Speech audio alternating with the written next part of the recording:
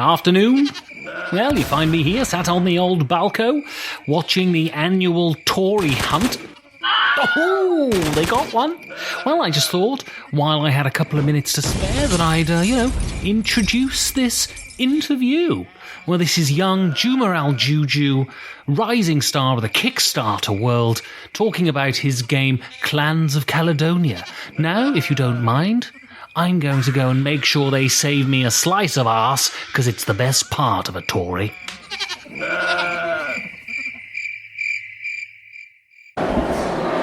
So I'm here at BerlinCon with Soulpreneur, which is a wanky word for a one-man business, with Juma Al Jou Jou, the designer of Green Deal, which was something of an indie hit, and the massively successful Kickstarter that was Clans of Caldonia.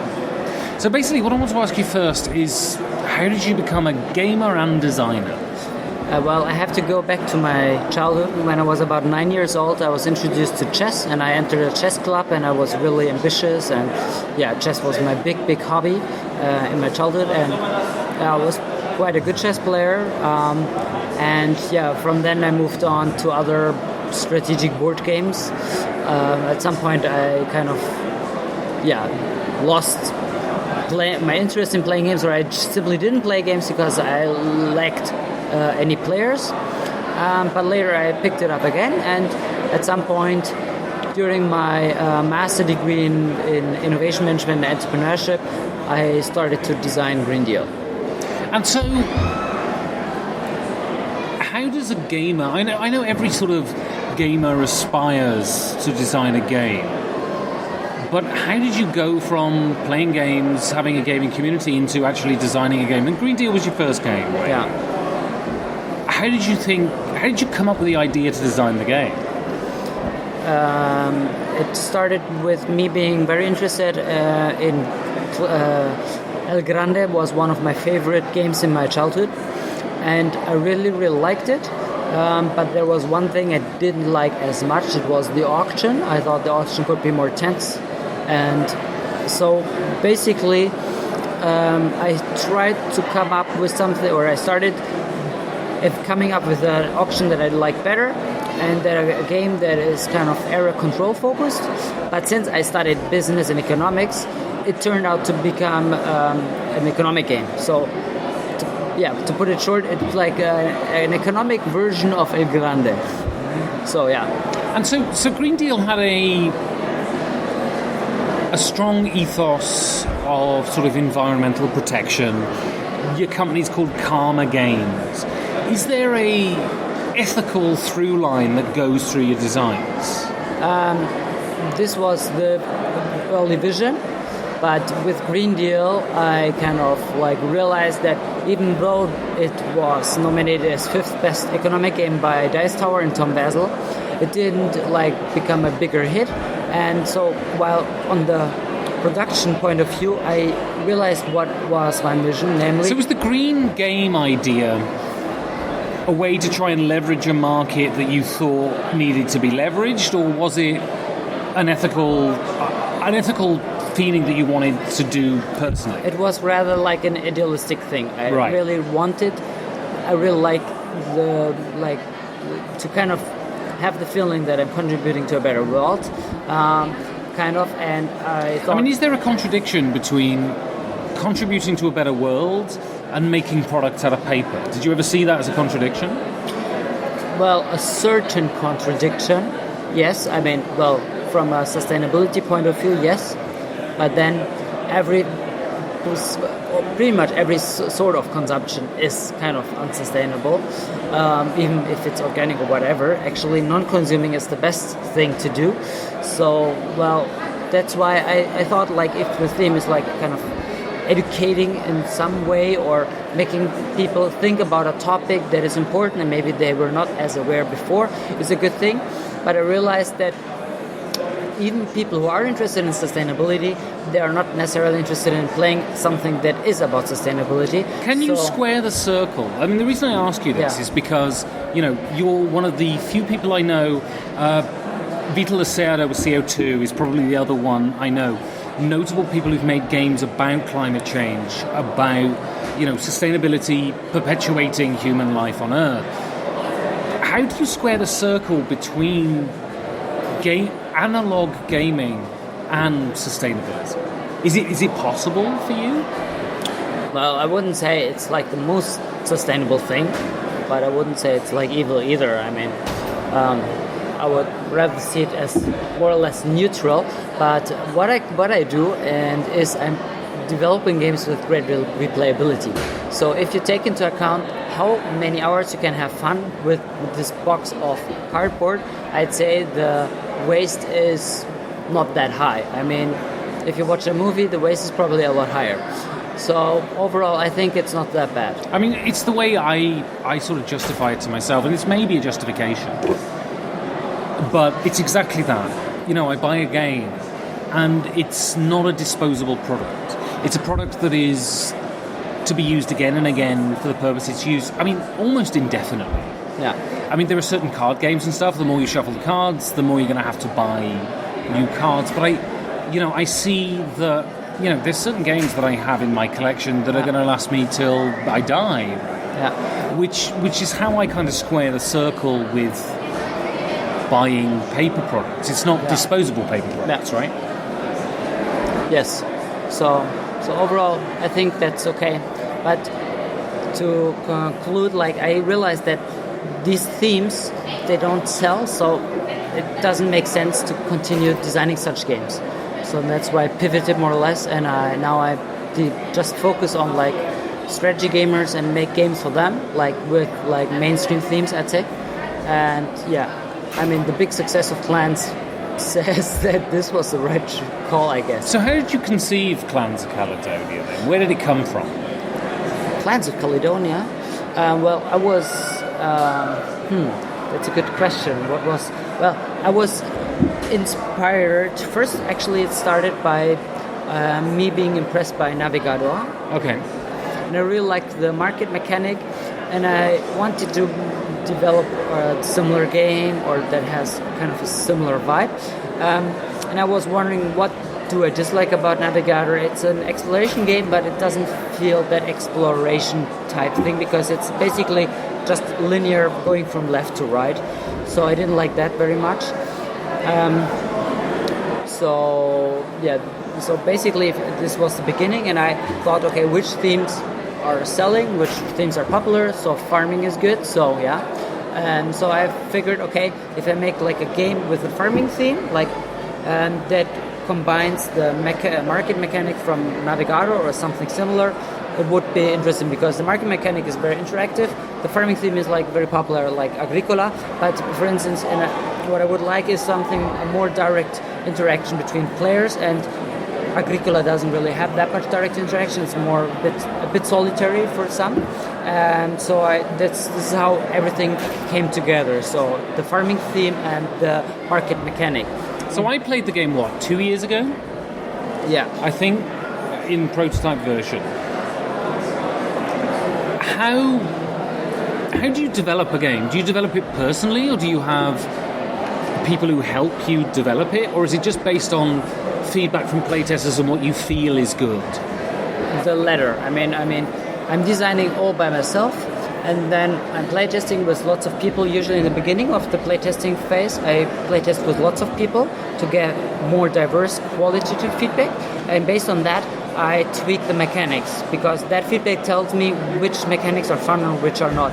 The balance is not so important in the early phase. Later, when it's about balancing the game, especially with the variable player powers in Clans, which is quite difficult to balance, I focused on picking the most enthusiastic and the best players in Clans of Caldonia, and maybe 6 to a dozen playtesters. So you stress test it with the best players, right? Exactly, and I played again and again and again, and then I gathered stats, I put them in my Excel sheet, I did some statistical analysis, and that way I could have a very good feeling about the balancing, because if I play with different people, the varying skills would really skew the results. It wouldn't give me a lot of valid data. But if someone plays again and again, then I would pretty much know what is their average strength, and then I actually get new information if they play another clan, and that clan gets a lot more points or a lot less points, then this is informative. So is it essentially you gauge the fun on varied players, and then the fine-tuning comes from, for lack of a better word, expert players? Yes. Yeah, exactly. So you went to Kickstarter with this. I mean, when I met you, you were shopping it around publishers. Yeah. And so what happened with that? Were you just rejected out of hand, so you decided to do the Kickstarter, or?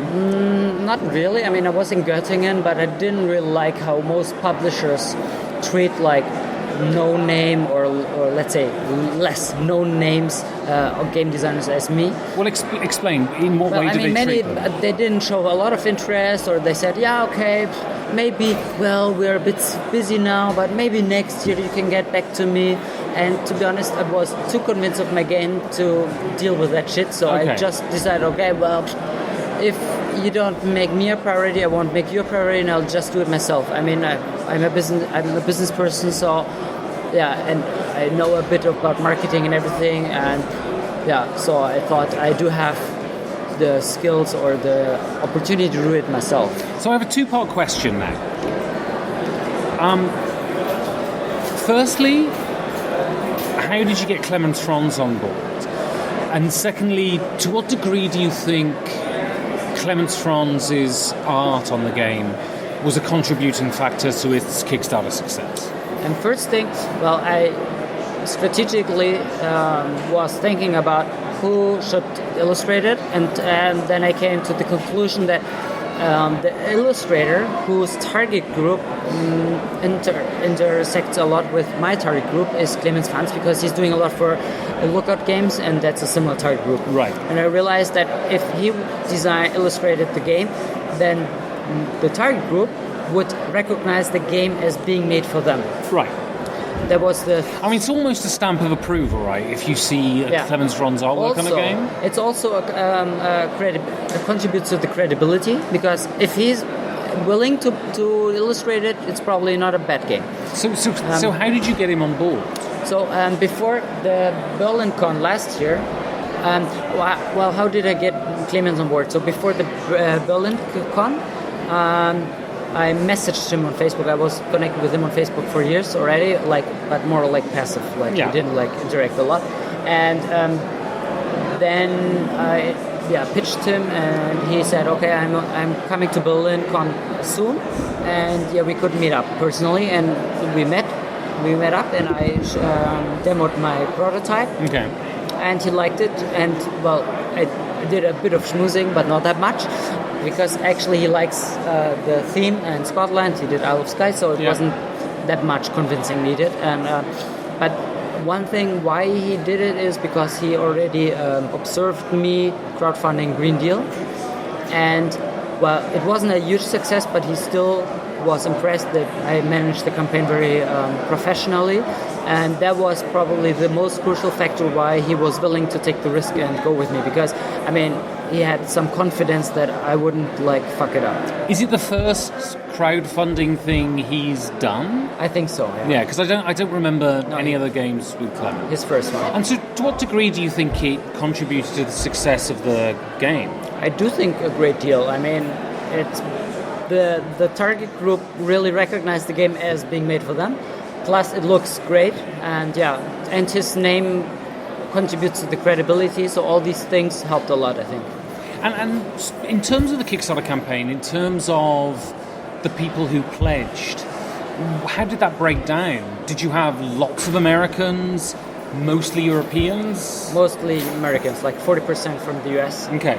18% from Germany. This was the second biggest target group, and then UK.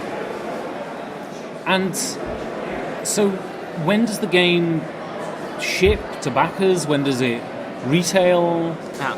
So the game is mass-produced right now. And who's producing it? Panda Games. It's Panda, yeah. Panda Games manufacturing in China.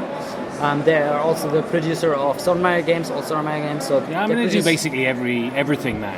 Yeah, they're producing high quality big games, and So on August 23, the first ship will take off, and so we will make it to Essen if nothing completely unexpected happens now. And so around October, the games will arrive at the fulfillment center. So I think in October, fulfillment will start. I mean, some people will probably receive it in October, some may receive it like in early mid-November. But and what was your initial? October was my. Okay, my, great. So you're gonna be basically on time. Yeah. I mean, a few people may get it on November, but it's still quite on time for a Kickstarter. So tell us. I mean, did you have any fuck-ups during the Kickstarter? Any big issues, or has it been surprisingly smooth? No, there were some fuck-ups. Yeah. Well, there was a problem with one reviewer who kind of, was a bit sensitive and took his review down and stuff like this. In what sense? So don't tell any names, just tell me the story. Well, it was a bit like, they were like, I don't know, they wanted to be first to publish their review and things, and there were some misunderstandings, and then they were a bit pissed and so on, and then they kind of like... So they kind of demanded the scoop, and when they didn't get the scoop, they took their review down. Yeah, or let's say they didn't even demand it that explicitly, and that's a problem when you don't like tell your expectations very clearly. And this was a reviewer who has quite a lot of so it was scope. Like kind of like that was kind of stressful. Only like a few minutes before the Kickstarter went live, my schmoozing and my begging convinced the reviewer to put their review up again. This was something that was quite stressful and annoying. And a few other things, but So in terms of production, in terms of that sort of stuff, that's all been plain sailing. Yeah. Well, I started with another producer that I wanted to go with, and somehow in the beginning the communication was great, but somehow it was like I was feeling like a frog who's slowly boiling and not realizing that the water is already boiling, because it started to increase very slowly, the temperature. But like a bit not that long before the Kickstarter, I really made the decision to switch, because I felt like this is too risky. And when the Kickstarter took off in the first days, I was really happy that I did make this choice, because I would not feel very secure. I would really be anxious that with the other producers something would go wrong. And so, I mean, you funded in the first day, is that right? Yeah, first 3 hours. Was that surprising?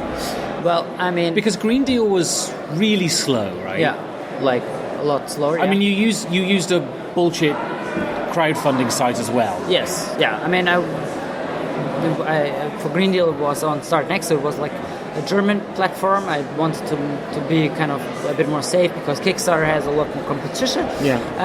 But I was maybe expecting like around 100k or 150k for Clans, and most people would have already thought that I'm completely crazy expecting so much. I honestly didn't expect any German Kickstarter would be able to get that much money on Kickstarter, because basically there is no other example, and it's by very far the most successful German Kickstarter ever, and it's also among the most successful German Kickstarter in all genres. Right. So basically there are maybe like 10 projects from Germany that are more successful than Kickstarter, but that's it. So it's like a lot more successful than I expected. And so you talk about you had this idealistic vision. Yeah. Okay. And then you sort of had to compromise that a little. Yeah. To become commercial. Yeah. And now, do you envisage in the future, Clans comes out, it gets its reviews, those reviewers who have notoriety give it great reviews, it becomes a great success, makes you a lot of money, makes Karma Games a legitimate company that's ongoing. Do you envisage going back to those, when your name as a designer has weight, envisage going back to those idealistic designs, or will you do continue on the path that you're on currently? Actually, I will very soon because I was approached by a company who wants me to design an educational family game for them. So I will be just paid to do this, and so I will do it, but not on my risk. I will. But we can't buy that, right? Possibly you can, but I won't sell it because it's not like my product. I'm just doing it for them as a service, and then they can do with whatever they want. So I will not bear any risk, and that's important because I think it's difficult to sell these kind of games. But so I will actually do it, design something educational, but I doubt that I will develop an educational game and try to sell it myself because I think that's a bit too risky. But Green Deal's not an educational game, right? Yeah, I wouldn't say it's educational, but it has a touch of that. It has an ethos. It has a political standpoint, a scientific standpoint. Yeah, but that's already too much for the gaming world. Okay. To be honest, So CO2 will probably also sell better if it has a different theme. So you think with games that if you avoid the politics and you avoid the science, you're more likely to be successful? Yes. One other thing that's possible is to design games for kids. With kids, educational themes can work a bit better because the parents buy the games and the parents want their kids to learn. But I'm not an expert in designing educational or games for kids, so I'm interested in that. Maybe I will go into that direction at some point, but it's not something very concrete right now. So how do you feel about Terraforming Mars then? Terraforming Mars is it's light science fiction. And what I mean by light is the kind of fiction is light. And it's much more sort of scientifically grounded. And you have games like Compounded and things like this. Do you think the games only go forward if they're nostalgic and historical, like Clans of Caldonia, or they're, like Gaia Project, the new Terra Mystica that is science fiction? Do you think there's a market for games that are science fact? Not a big market, probably. Terraforming Mars doesn't come across as that scientific or educational or anything, so that's why it's not like diminishing its success. But games like Compounded, I would say probably, it's a niche market, so it's a bit difficult to become a greater success. So you've been commissioned by this company, and we'll forget about that because that's a commission and all of that sort of stuff. Talking about you as an artist, so what's next? What's coming next? One thing I wanted to say that was linked to if I'm willing to go back to my roots, to the ethos and so on. So like a few years ago, I came across a concept called effective altruism by Peter Singer. And it's an interesting concept that says you don't necessarily need to save the world yourself by doing good deeds or by, starting a social business or by founding an NGO or anything like that. But you contributing a certain tithing, a certain amount of money to them doing it. Yeah. And so especially if you have the ability to earn good money in other ways. And at least now it looks as if I'm able to do at least a certain good money with designing and publishing games. So that way I can, for instance, contribute to charities that I think are doing a really good job and are very effective, are proven to be effective, and that way I can give back. So that's kind of my way. I think it's a better way to do good rather than doing good myself. There's a great charity. Yeah. It's called the Perfect Information Foundation. And basically all you have to do is give 10% of your salary to me, and that makes me happy. Wow, that's awesome. It's amazing, yeah. You get to feel good, I get to get drunk. True. Yeah. So can we sign a contract right now? Are you going to say on tape that you're willing to tithe me 10% of your salary? Well, I appreciate your ego, but in the end I'm a bit utilitarian and I prefer to contribute to the greater amount of people. I'm sorry. This is effective altruism here, Juma. Come on now. Well, effective altruism is about evaluating all ways to contribute to doing good, and I think there are ways there are more efficient ways to do good. So you're telling me, yes, me running down the main street in Berlin, drunk off my head, naked, hitting urban foxes with sticks Yes. is not the best way for you to contribute to society. Let me think about it for 2 seconds. Yes. Well, Juma Al Jou Jou, thank you very much for your time. Thank you very much.